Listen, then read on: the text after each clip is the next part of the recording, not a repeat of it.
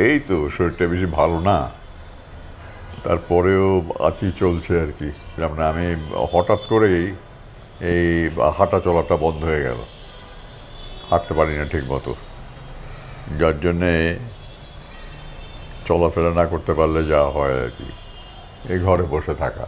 কি করব, বই পড়ি, টিভি দেখি, কেউ আসলে পরে কথা বলি, এই আর কি। এটা বিষের মতো লাগে যে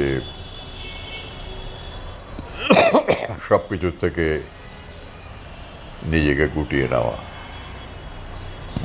মানে সব কিছুর থেকে গুটিয়ে দেওয়া হয় আর কি, যে এর সব কিছুর থেকে আলাদা হয়ে গেল।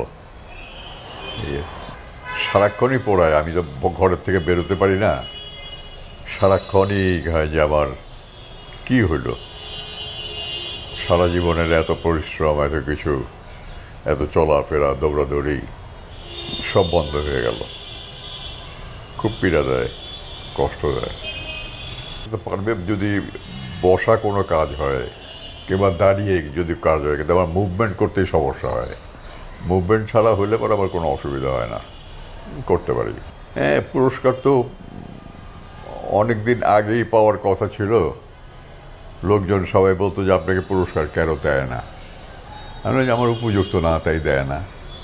তো দিল, ভাল লাগলো। এখন সবাই যারা আমার দর্শক তারা বেশি আনন্দিত হয়েছে, তাই তো বললাম, দর্শকরা ফিল করতো যে অনেক আগেই আমার পাওয়া উচিত ছিল, কিন্তু আমাকে দেয় নাই কিংবা দেওয়া হয় নাই, আমি পাই নাই। এই দুঃখ আক্ষেপ করে লাভ নেই, যা হয়েছে ঠিক আছে, যা হয় সব ঠিক হয়। হ্যাঁ, এটা আমাকে অনেক আনন্দিত করেছে, আমি খুব আনন্দিত। এই পুরস্কারটার যে শেষ বয়সে এসেও পুরস্কারটা পেলাম। আমার শুভাকাঙ্ক্ষী, আমার দর্শক শ্রোতা, এদের জন্যে আমি উৎসর্গ করবো আমার এই পুরস্কার, কারণ ওনারাই এনজয় করবে আমার এই পুরস্কারটা, যদিও অনেক দেরিতে পেয়েছি তারপরেও। তো ঠিক আছে, পুরস্কার দিচ্ছে, দিয়ে যাক। হয়তো প্রপারলি দেওয়া হয় না, যে আসল পাওয়ার সে পায় না, এই সমস্তগুলো আস্তে আস্তে ঠিক হয়ে যাবে বলে মনে হয় আর কি। এই সবই আছে, আমি নাই। এই না থাকাটা খুব কষ্ট দেয়, যে সবাই আছে আমি নাই। হ্যাঁ, অভিনয় করতে না পারলে পরে খুব কষ্ট হয়, খুব কষ্ট হয়, মনে মনে খুব কষ্ট পাই যে আমি অভিনয় করতে পারছি না। সুখী বাংলাদেশ দেখতে চাই, সুন্দর বাংলাদেশ দেখতে চাই, এবং ভবিষ্যতে যারা আসবে তারা আরও সুন্দর করে দেশটাকে গড়ে তুলবে, দেশের জন্য ভাববে, চিন্তা করবে, এটি আশা করি সবসময়। তারা সব বড় বড় শিল্পী, খুব বড় বড় শিল্পী। এটিএম শামসুজ্জামান তো জবাবই নাই, ওর মতো আর্টিস্ট তো মানে আমাদের এখানে পাওয়া মানে আমাদের ভাগ্যের ব্যাপার।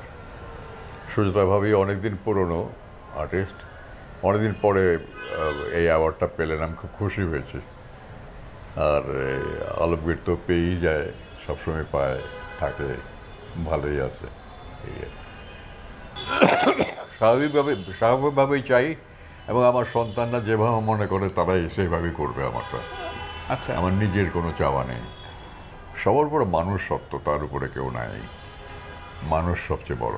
আমি তো কনভার্ট হয়েই ওর মাকে বিয়ে করেছিলাম, তো তখন প্রয়োজন ছিল যে ওকে বিয়ে করা, কাজেই তারপরে তো করলাম, বিয়ে করলাম।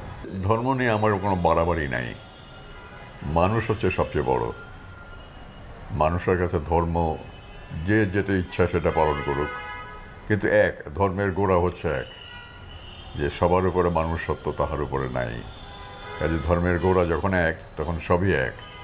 সে হিন্দু হোক, মুসলমান হোক, খ্রিস্টান হোক, বৌদ্ধ হোক, সব এক, গোড়াটা এক। সহশিল্পীরা তো খুব ভালো আছে, ওরা আমার জন্য দোয়া করে, আমিও ওদের জন্য দোয়া করি। আর যারা দর্শক আছেন, যারা আমার শুভাকাঙ্ক্ষী আছেন, তাদের প্রতি আমার অনুরোধ যে তারা যেন আমার জন্য দোয়া করেন, আমি যেন তাড়াতাড়ি সেরে উঠে আবার তাদের সঙ্গে কাজ শুরু করতে পারি।